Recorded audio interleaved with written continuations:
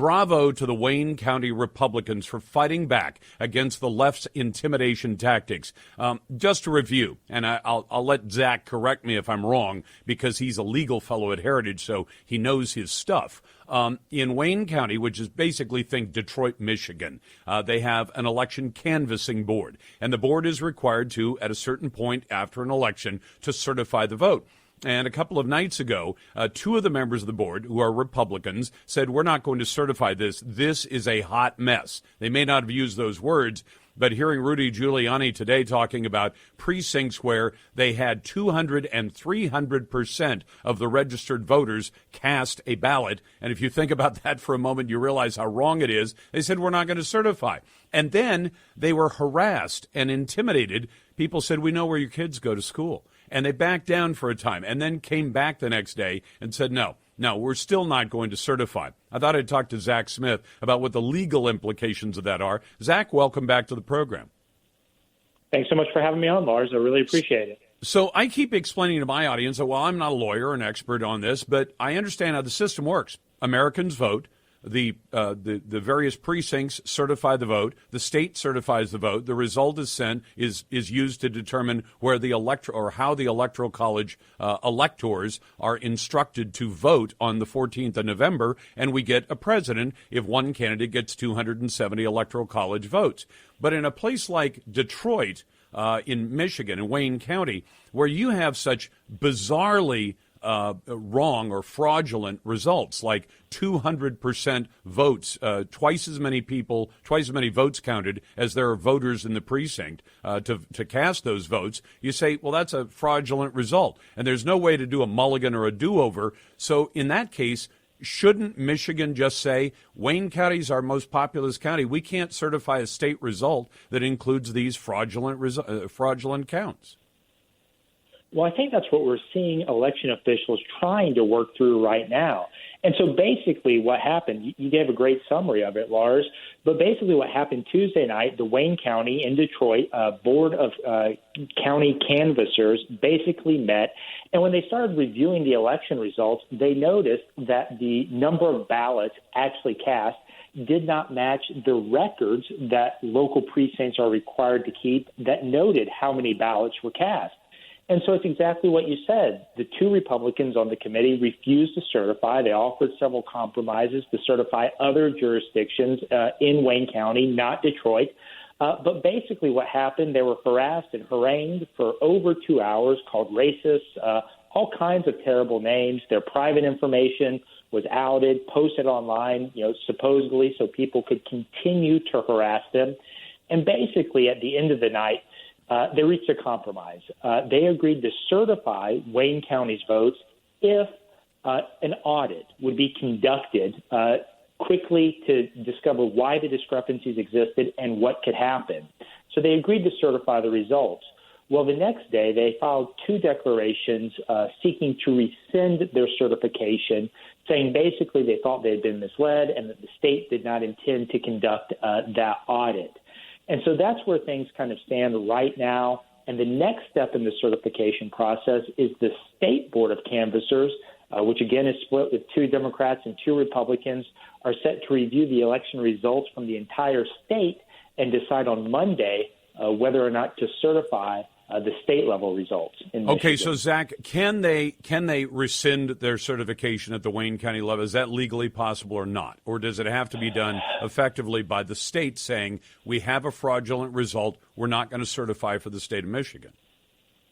Well, certainly the Michigan officials who have been asked about this have taken the position that they cannot legally rescind their certifications. Okay. And so it seems like if an investigation is going to take place before the results are certified, that will really have to take level at this state-level canvassing board on Monday. I know it would be tough to imagine a state certification board saying, okay, we didn't get a valid result for the state of Michigan, so we're just not going to be part of the equation when it comes to the Electoral College. I don't know if that's ever happened before. I know there have been voting fraud scandals going all the way back to Abraham Lincoln, which ironically enough involved mail votes. But let me ask you the question this way. Zach, if I were a Michigan voter, if I lived in Wayne County, and they decide to count twice as many votes in the precinct I live in as there are voters to cast those votes. My vote is a legal vote. The ones that they counted above 100% of the voters available to cast ballots, if you count any of those, let alone 100% more, you're taking my vote and cutting it in half. Don't I have a federal civil right to have my vote counted as one vote, not half of a vote? Well, there's certainly a lot of claims out there. You know, there are also issues surrounding the way that the different types of votes have been counted, the different standards potentially being applied in different jurisdictions within Michigan. And so, look, I think it highlights the fact that in many ways, Michigan's electoral process is a mess, and it has been in the past.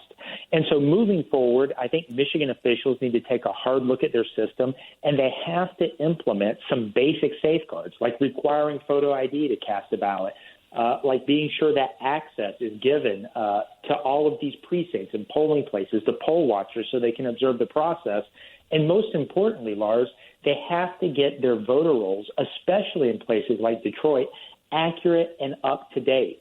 Okay, but Zach, that's all looking forward. I want to know about this election. So you're a lawyer. Have you ever practiced and walked in? You ever practiced in court, or you're just a legal expert?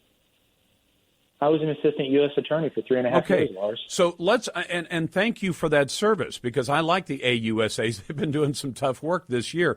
But tell me this: if you walked into court and you filed a piece of evidence, and then your opposing counsel walked in and said, "I can prove that Mr. Smith's evidence, this document that the court has already accepted as a piece of evidence, is a fraudulent document." Let's assume they proved to the judge it's a fraudulent document. Would the judge say, "Yeah, but we've already taken it as evidence, so Zach gets to keep on using it"?